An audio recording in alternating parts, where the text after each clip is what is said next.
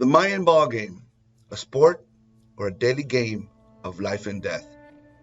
The year was 1990. I was 17 years old, and I remember my friends were about to skip school. I asked them why they were skipping class. I mean, it wasn't like it was National Skip Day. They said, "We are going to watch Argentina play soccer in the Italy FIFA World Cup." I was like, "Soccer? World Cup? What's that?" And they were like, "Are you serious? The World Cup? The most widely viewed and followed sporting event in the world?" And so I decided to go with them. This was the first time I had ever skipped class. And when I saw them play, I couldn't believe it. I was hooked. It was the most beautiful sport I had ever seen. And I've been playing ever since. That's me trying out for the Miami Fusion in 1997. I was just 24 years old. And that's me now, at 47. My name is Juan Gonzalez. Welcome to my epic journey into the Mayan Ball Game. And then one day, I started wondering, how did it all begin? Who was the first ones to start playing this game? Well, I learned that the Mayan Ball Game goes back 3,500 years, making it the first organized game in the history of sports. It was very similar to today's soccer. There was a ball, you couldn't use your hands, and instead of putting it inside a net, they had to pass it through a very small hole on a stone ring. But the team that lost would be sacrificed to the gods. And I thought, wow, this could be made into a great movie. What if present-day soccer players had to play in an ancient ball game of life and death? So, I started doing my research and began writing my action-adventure screenplay, Jaguar. Tagline, "The end is now." I got the idea after visiting the Mayan ruins in Chichen Itza, Yucatan, Mexico. That's the temple of the serpent god, now one of the new 7 wonders of the world. And that's the great ball court at Chichen Itza. And that's me inside the great ball court.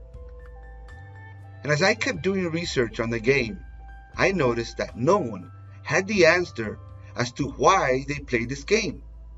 Some say it was a sport, others that it was a religious ritual. And then, while I was writing my screenplay, I discovered the secret to one of the biggest mysteries of all time. The why. Why the sloping walls? Why the stone rings? Why the eye shape of the courts?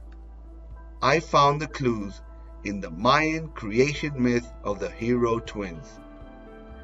And here's what I'm going to do. First, I'm going to tell you the story of the hero twins. And then, we are going to look at the ball courts.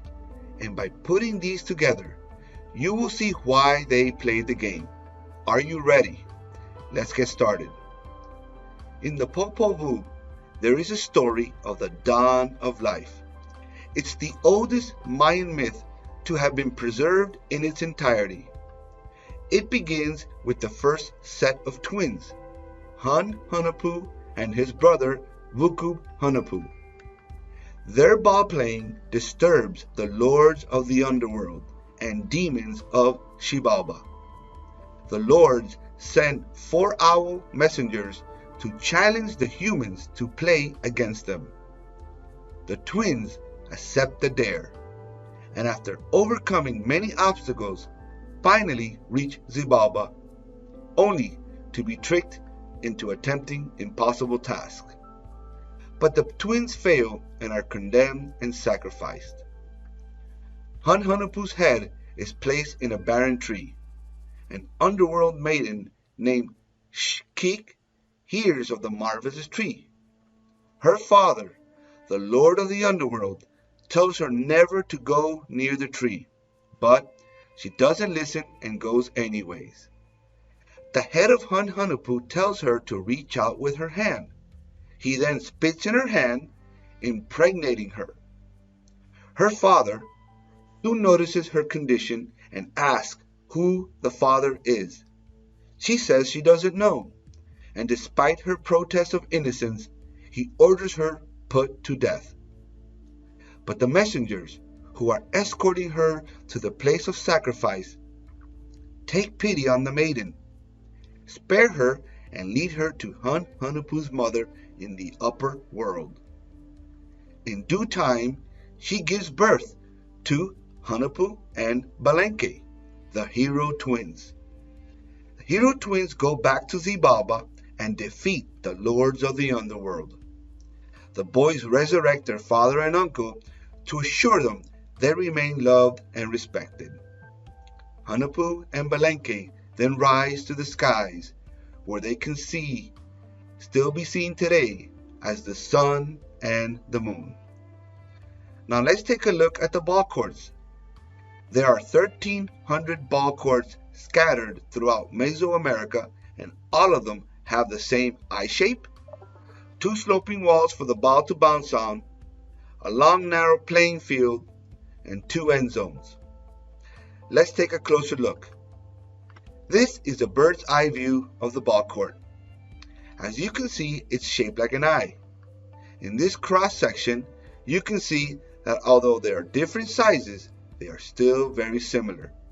They have sloping walls for the ball to bounce on, and the stone rings on each side.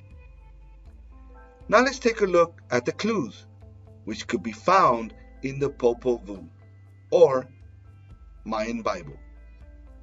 The first clue is in the creation myth, the hero twins. More specifically, the words creation and twins. The second clue is in the myth, the underworld of Xibalba. Xibalba was the scene of the adventures of the hero twins. The third clue in the myth is 9 levels. The Maya believed the underworld had 9 different levels. The fourth clue in the myth is Shkik, the daughter of the Lord of the Underworld. The fifth clue in the myth is the head. Remember, the daughter of the Lord of the Underworld talks with the head in the tree. The head spits in her hand, and she miraculously becomes pregnant with twins, the famous hero twins. Ladies and gentlemen, the Mayan ball game was neither a sport or a religious ritual, but a staged performance of the human fertilization process, the union of a human egg and sperm. And that's me inside the largest female reproductive system ever built in the world, also known as the woman's vagina. The hero twins is a metaphor for the male reproductive system, the testes, which produce sperm, hence why they are called ball players. The head of Hun-Hunuppu is the glans, which is part of the penis, which is also called the head. And that is not spit, that is sperm.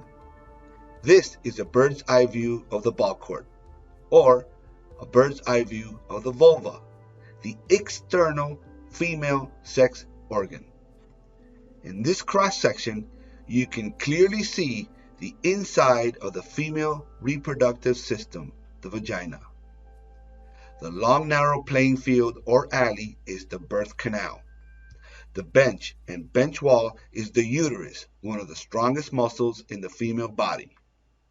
The apron is the fallopian tubes, which connect the uterus to the ovaries. And the stone rings on each side are the ovaries. And if you look closely, you can see the egg going through ovulation, surrounded by the male reproductive cell, the sperm. The head of the hero twin, Balenque, is used as a variant for the number 9. 9 months is typically when childbirth occurs. And Shkik is also known as blood moon or blood girl, a metaphor for the woman's period, the release of blood from the uterus, the underworld of Xibalba. The Maya believed the underworld had 9 different levels. Again, the number 9 relates to childbirth. Now let's take a look at the pyramid in Chichen Itza, or the temple of the serpent god. It has 9 platforms to represent the 9 levels of the underworld. And finally, the famous descent of the serpent god at Chichen Itza, or, as I see it, the male sperm going down into the underworld. Thank you for watching. My name is Juan Gonzalez, and welcome to my epic journey into the discovery of one of the biggest mysteries of all time.